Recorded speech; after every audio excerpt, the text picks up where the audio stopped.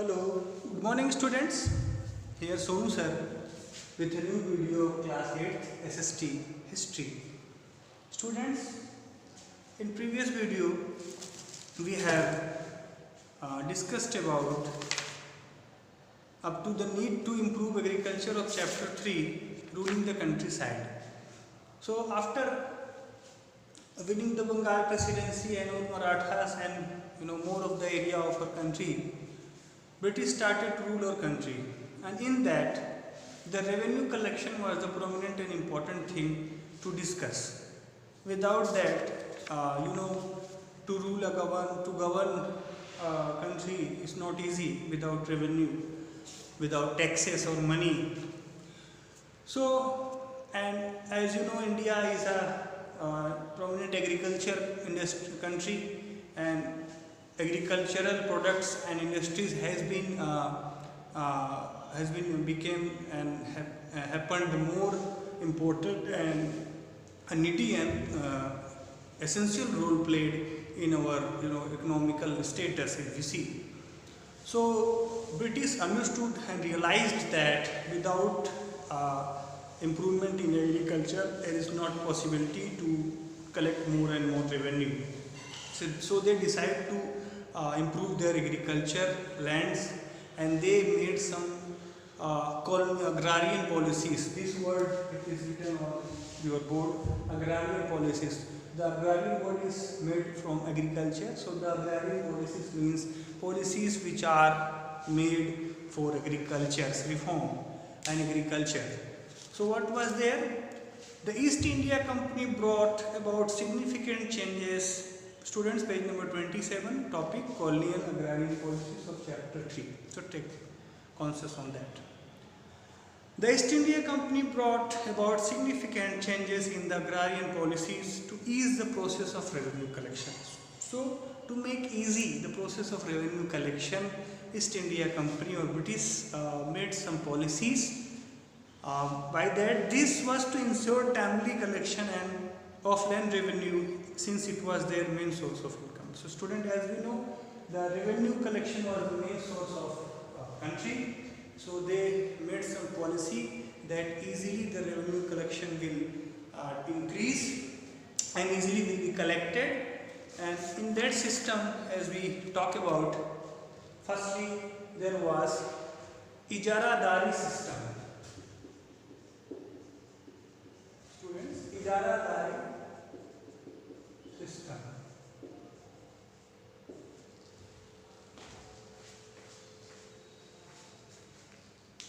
So students, if we talk about Ijaradari system, it was the agrarian policy of British and one colony. What was it? Warren Hastings introduced the Ijaradari system of land revenue. Under this system, contractors were given the right to collect revenue on the basis of highest bids. Contractors, people who bid to undertake the task of collecting revenue from the peasants. So you have to understand, on the basis of highest bids for a term of 5 years, but this system did not prove to be successful. So I have written a word bids. Bids means, if you Hindi say boli lagana, and bidder is boli lagane wala. So what is the meaning of that? That time the British officers, Warren Hastings, Governor General, introduced Ijaradari system, and in that he gave the land forms to contractor. Contractor started bids, auction, and bids for 5 years. They started bids, means boli lagane wala. They started bids for that land. Contractor taken the land from British and they started bids, and wherever the highest bids they taken or they found, they gave that peasant to their land. So, and they collected revenue from there. So it was not proved very successful. What was the reason behind it? We shall discuss. So what was the Ijaradari system? Warren Hastings introduced the Ijaradari system of land revenue. Under this system, contractors were given the right to collect revenue on the basis of highest bids for a term of 5 years. So contractor took lands, they took their lands in bids, and after that who is the giver of highest bid, they gave their land to them, and for a term of 5 years they collected revenue. So this was why become unsuccessful. There were the two reasons. What was the reasons? The actual productivity of the land was not often not taken into consideration while bidding. So on the time of bidding and auction, they haven't take original productivity of that land. What was the production of that land was not the consideration and concern. Whatever they found in bid, if there was more, they gave their land. But if someone has given more bid, how can he give more production and sell or revenue? How can he give more revenue if he has already given more bids? So this that is why this system was failed, because if in a bid someone can purchase a land in high rate, but if the production was low and he cannot pay or couldn't pay taxes and revenue, so that's why the system was failed. And the second reason was the contractors were not interested to improve the quality of the agricultural lands and often lost their lands in auctions. So contractors were also in the hand of British officers. Sometimes they also were not able to reform their land fertility, and they auctioned their land in other hands. They sold their lands in other hands because they were not able to pay revenue, which was terms of 5 years or fixed for 5 years. So somehow contractors lost their lands because they were not able to pay revenue which was fixed for 5 years. If we see what was the third reason, the peasants were exploited by the contractors. They were forced to cultivate more crops. So these both reasons was for both. If we see farmer, the first step of agriculture, upon that there was contractor. Contractor has been taken land from British, then he distributed their land to farmers by bids. So sometime contractor chosen land in high bid, given farmer also in a high bid, but farmer lost his crop somehow and he was not able to pay to him. So that exact condition was also preferred to contractor, because this production is connected by this. So if he is not able to pay to him, he is not able to pay also to the company. So by this system was failed, and it introduced by Warren Hastings Ijaradari system. It was depend on the bids, on what rate farmer can purchase or can to contract of a land with a contractor, and it may be that income should be more, but already if bids were more, so how can anyone produce that is sufficient to give contractor also and to survive their life and can make profit. So this was not in work, so that why the system was failed. The contractors were not interested to improve the quality of agricultural lands and often lost their lands in auctions. The peasants were exploited by the contractors. So sometimes if contractor is not in sufficient income, he or she can auction or can auction his land or her land. So sometimes they lost their lands, or sometimes they exploited the farmers to grow more and more crops, and exploited in other ways also to give less money, and take more money in bids and collection of revenue also. In all these things, exploitations were there. They were forced to cultivate more crops, so they were forced to cultivate more and more crops. So this system was not in work because these were reasons. And if we see in the next policy of reform of agriculture, so it was permanent settlement. It is very important. Permanent settlement.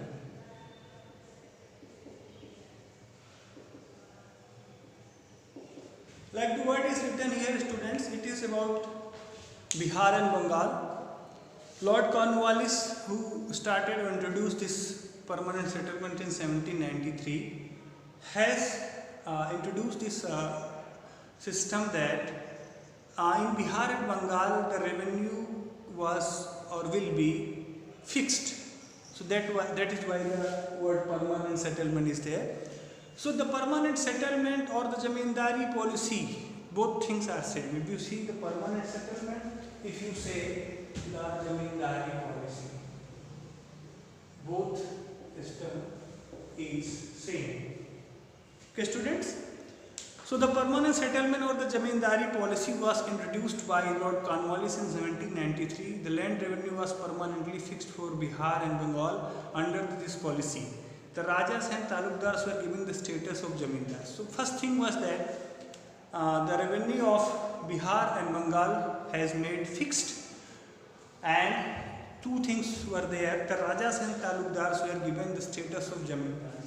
So if we see in previous, there are the Rajas and Talukdars upon the contractors. But after that, this status of Rajas and Talukdars was given at one hand called Jamindar. So Jamindar became the prominent in this policy, and if we say the Rajas and Talukdars were given the status of Jamindars who were supposed to collect the rent from the peasants and pay revenue to the company. So in peasants, in farmer, okay, firstly there were Talukdars and Raja, they all deposed, and the Jamindars at the place of Rajas and Talukdars settled there, and they gave revenue, collected revenue from farmers to company. So Jamindars were the mediator of company and farmers. Jamindars, firstly the lands distributed to Jamindars, Jamindars distributed to farmers in as a tenant or rent or any way they can, and after the collection of revenue from Jamindars, from farmers to Jamindar, Jamindar gave that collection to company. This was the chain and steps. So the Rajas and Talukdars were given the status of Jamindars who were supposed to collect rent from the peasants and pay revenue to the company. Some of the important features of the permanent settlements were these. So firstly, students, Bengal's and Bihar's revenue made fixed by Lord Cornwallis in 1793, and after that the post Talukdars and Rajas were consigned as Jamindar, and that Jamindar was responsible to collect the revenue from farmers and to give the company. So what were the important features of these settlements is that the amount of revenue to be paid by the Jamindars was fixed and there was no scope for revision. So company has fixed the revenue for Jamindars. So Jamindar was also bound to fix that revenue to farmer, as you can understand. So, and there was no any scope for revision, that there were no any chances to revise that thing, that isn't correct or not. There was no any scope of revision. So the Jamindars had to pay revenue to the company annually by a certain date. So on a certain date Jamindar had to pay or has to pay the revenue on a certain date and certain amount. So Jamindars were allowed to keep the surplus. So it was not certain amount, but certain date was there and some kind of certain settlement was there. So Jamindars were allowed to keep the surplus amount if they could collect more than the prescribed amount of revenue. So some prescription or some prescribed amount was there. If a Jamindar can collect that amount, it is good for him. If he can't collect that amount, he can lose his Jamindari, at the same time his land. And if he is able to pay more revenue by collecting from their farmers, so he can also allow some surplus or can take some surplus money in reward of that. So you can understand, the Jamindars are allowed to keep the surplus amount if they could collect more than the prescribed amount of revenue. The Jamindars were given hereditary rights to the land that they owned as long as they paid the fixed revenue. So what is happening there, students? If Jamindar is paying continuously or subsequently his taxes and revenues, so he can be the owner of that land if he is paying continuously and more and more time as hereditary. So he becomes it become the hereditary rights of the land of him. So the land owned by the zamindars was auctioned if they failed to pay revenue to the company. So both situations were there, both conditions were there. If a zamindar is paying his revenue simultaneously or continuously, he can be the owner of that land. But if he is not paying timely his revenue, he can lost his land, or land will auctioned or sold in other hands. Students, so second thing, if we see in permanent settlements, the land owned by the zamindars was auctioned if they failed to pay revenue to the company. The people who suffered the most due to the implementation of permanent settlement were the peasants. So if we see the suffering, more suffering was of peasants, because Jamindar was bound to pay the revenue to the company, company forced to Jamindar, and Jamindar forced to peasants to take more and more collection. So peasants were and farmers were in more sufferings. If you see, in Jamindari settlements, they had to pay high rent. They had to pay high rent to the Jamindars. So they had to pay high rents. Elsewhere, their crops are good or bad, they had to pay high rent what is fixed from previous. So this is suffering to peasants and farmers. In case of failure, they could be evicted from their land, and it was also something bad. If you see evicted, there is a word body in your course book of page number 29, that means removed someone forcefully from their property. So if the farmers were not able to pay their revenue in certain time and date, they could be evicted from their land. If we see evicted, means deposed. Okay.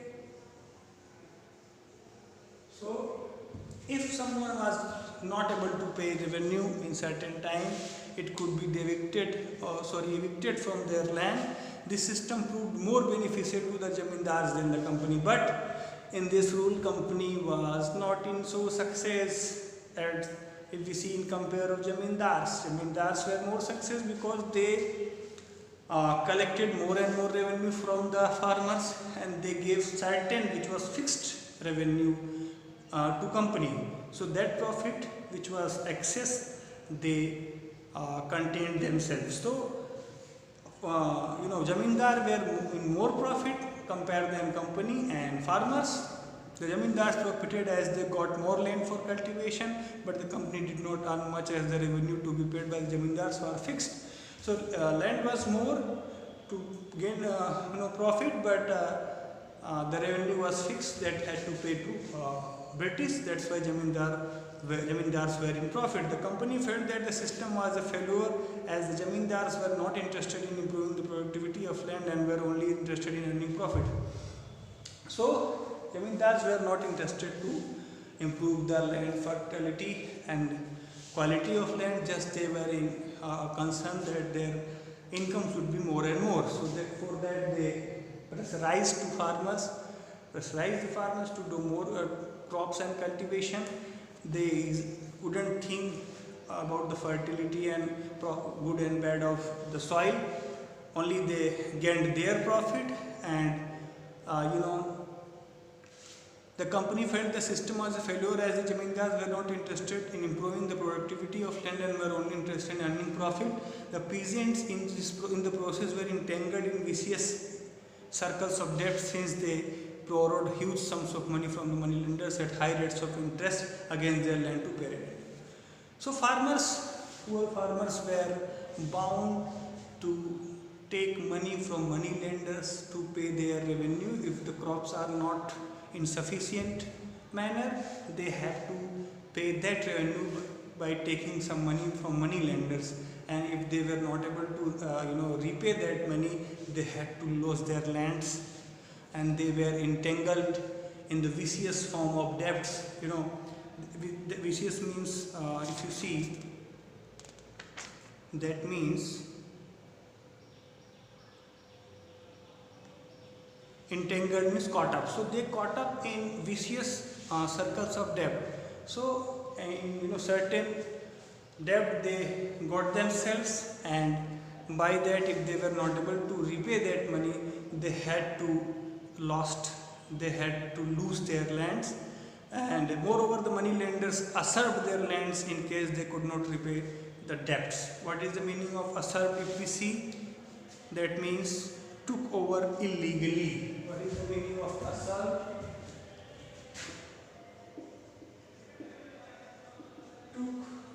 Took over illegally. So if the peasants were not able to pay the revenue to the money lenders, or what the money taken from money lenders to pay their revenue to zamindars, so farmers and peasants had to lose their lands in the hand of money lenders, or sometime money lenders usurped their lands in case they could not repay the debt. Usurp means took over illegally. So money lenders took over illegally on their lands, or captured their lands, or inhibited their lands forcefully, and by that farmers became poorer and poorer and in the hands of unfortunate. So students, today we learned some topics. If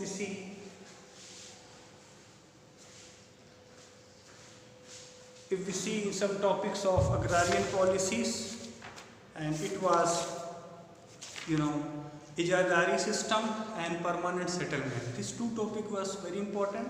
Students, in homework you have to write a small summary for both these topics, and you can write more things which you can search from here and there, and write word body of both pages. And if there is any queries, you can ask me on my WhatsApp number. Students, till then, have a nice day. Take care and do more and more study. Thank you.